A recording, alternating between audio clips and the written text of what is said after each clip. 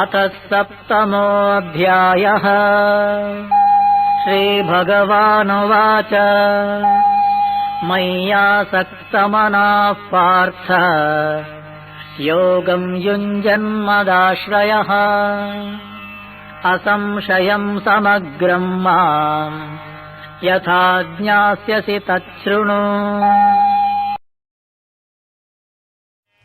Lord Shri Krishna said, Listen, O Arjuna, and I will tell thee how thou shalt know me in my full perfection, practicing meditation with thy mind devoted to me and having me for thy refuge. ज्ञानं तेऽहं सविज्ञानम् इदं वक्ष्याम्यशेषतः यज्ञात्वा नेह भूयोऽन्यत् ज्ञातव्यमवशिष्यते।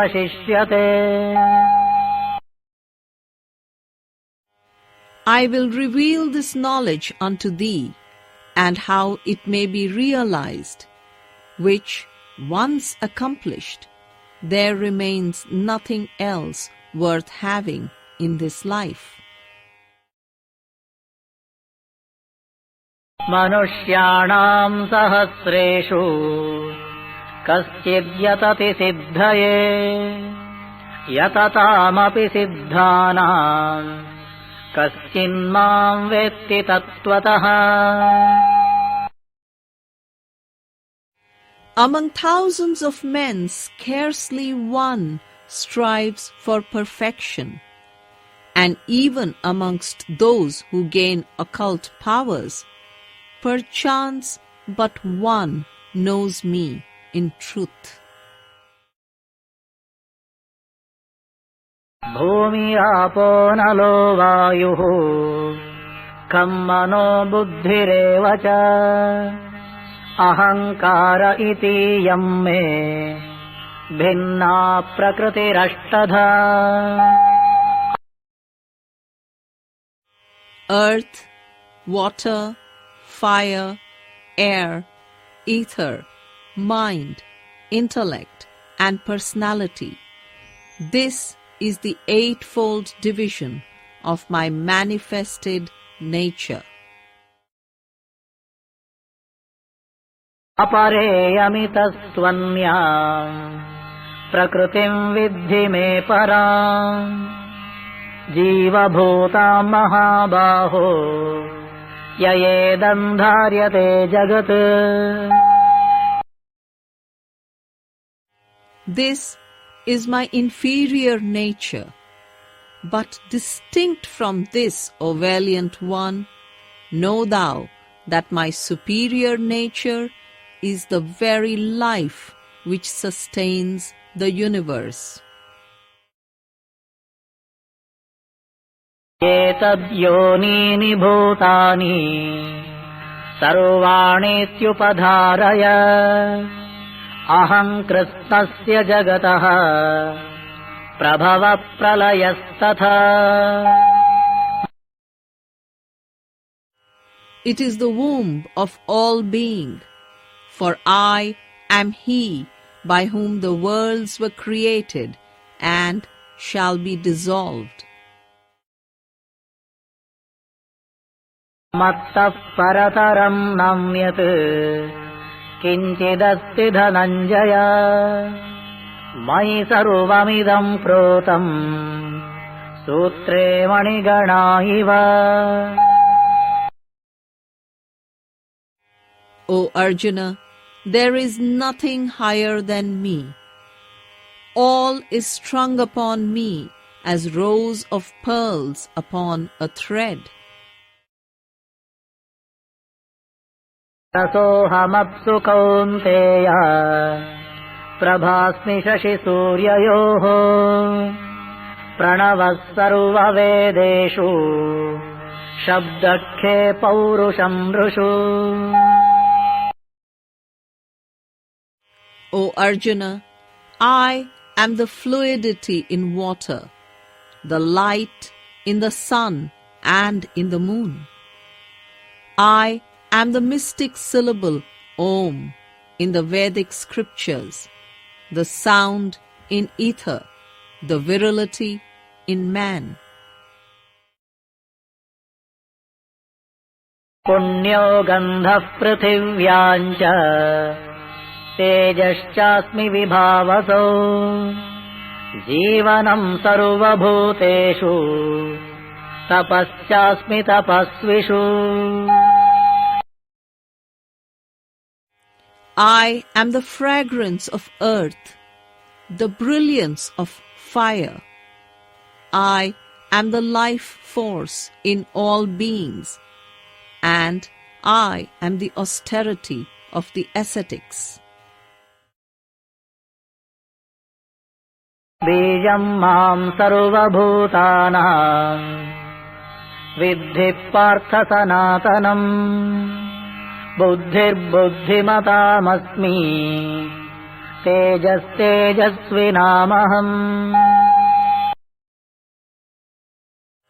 Know, O Arjuna, that I am the eternal seed of being. I am the intelligence of the intelligent, the splendor of the resplendent.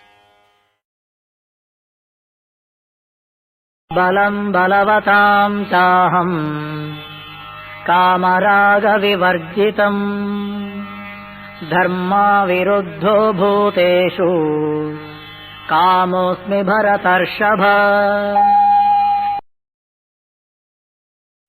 I am the strength of the strong, of them who are free from attachment and desire. And, O Arjuna, I am the desire for righteousness. ये चैव सात्विका भावाः राजसास्तामसाश्च ये मत्त एवेति तान् विद्धि न त्वहम् तेषु ते मयि. Whatever be the nature of their life, whether it be pure or passionate or ignorant, they are all derived from me. They are in me, but I am not in them. त्रिभिर्गुणमयैर्भावैः एभिः सर्वमिदम् जगत् मोहितम् नाभिजानाति मामेभ्यः परमव्ययम्. The inhabitants of the world, misled by those natures which the qualities have engendered, know not that I am higher than them all, and that I do not change. दैवे ह्येषा गुणमयी मम माया दुरत्यया मामेव ये प्रपद्यन्ते मायामेतां तरन्ति ते. Verily, this divine illusion of phenomenon manifesting itself in the qualities is difficult to surmount. Only they who devote themselves to me and to me alone can accomplish it. माम् दुष्कृतिनो मूढाः प्रपद्यन्ते नराधमाः माययापहृतज्ञानाः आसुरम् भावमाश्रिताः. The sinner, the ignorant, the vile, deprived of spiritual perception by the glamour of illusion, and he who pursues a godless life, none of them shall find me. चतुर्विधा भजन्ते माम् जनाः सुकृतिनोऽर्जुन आर्तो जिज्ञासुरर्थार्थी ज्ञानी च भरतर्षभ.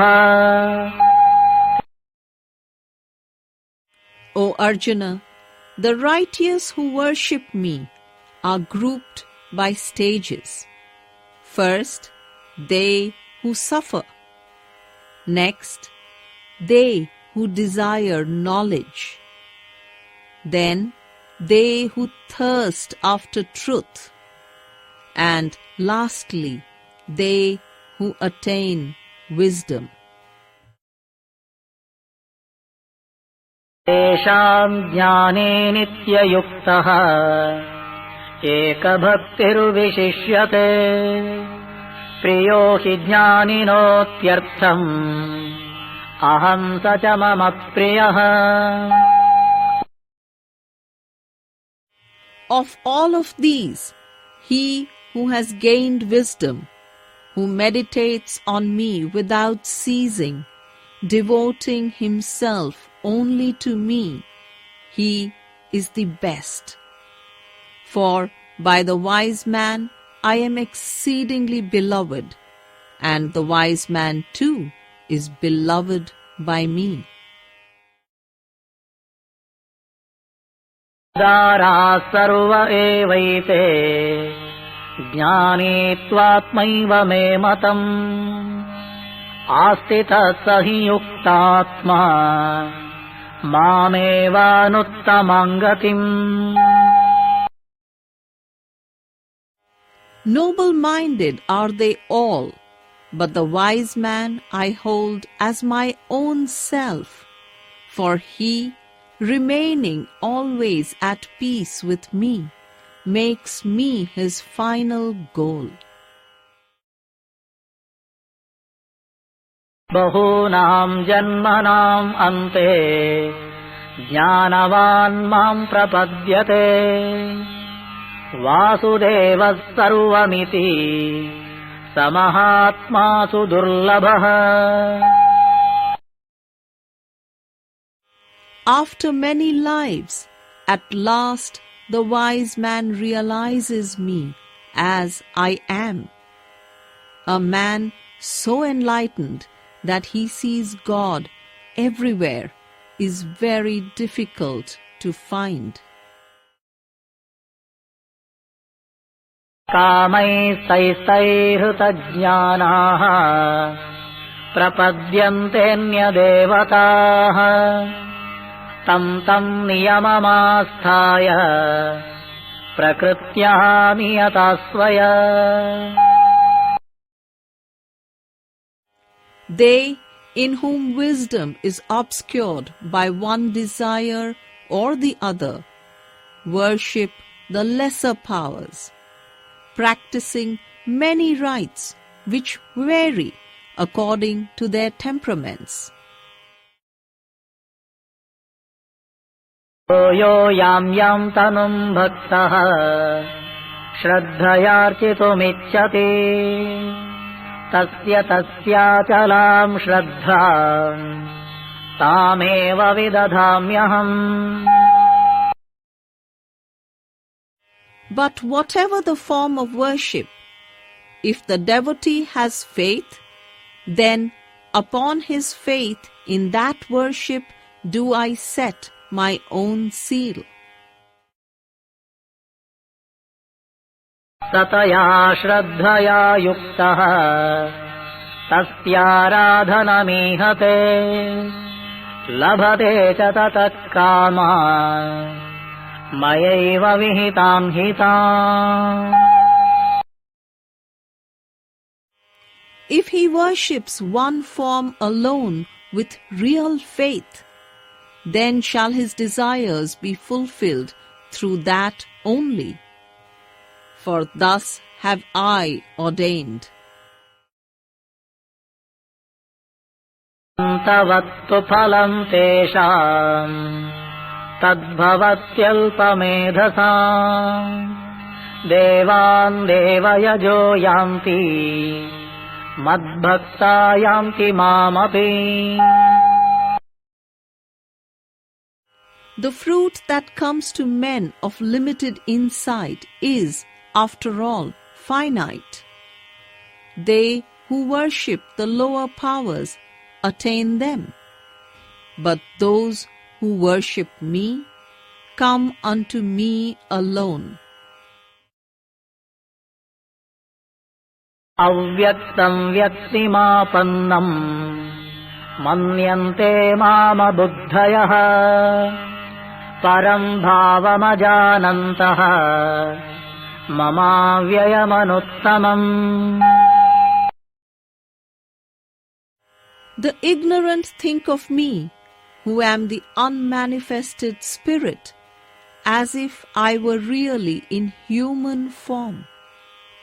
They do not understand that my superior nature is changeless and most excellent.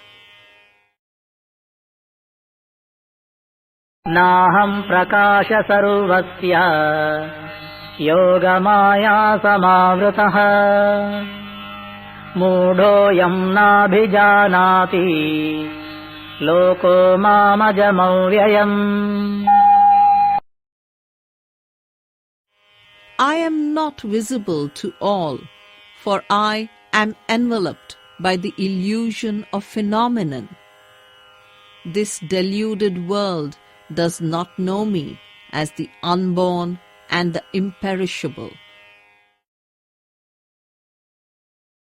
Vedaham samatitani vartamanani charjuna bhavishyani cha bhutani mantu vedana kasyana. I know, O Arjuna, all beings in the past, the present, and the future, but they do not know me. Ichcha dvesha samuttena dvandva mohena bharata sarva bhutani sammoham sarge yanti param tapa. O brave Arjuna, man lives in a fairy world, deceived by the glamour of opposite sensations, infatuated by desire and aversion. Yesham tvantagatam papam jananam punyakarmanam te dvandva moha nirmuktaha bhajante mam dridhavrataha. But those who act righteously, in whom sin has been destroyed, who are free from the infatuation of the conflicting emotions, they worship me with firm resolution. Jara marana mokshaya mamashritya yatanti ye te brahma tadvidu krishnam adhyatmam karma chakhilam. Those who make me their refuge, who strive for liberation from decay and death, they realize the Supreme Spirit, which is their own real self, and in which all action finds its consummation. Sadhibhutadhidaivam mam sadhiyajnancha ye viduhu prayana kale picha mam te viduryukta chetasaha. Those who see me in the life of the world, in the universal sacrifice, and as pure divinity, keeping their minds steady, they live in me, even in the crucial hour of death.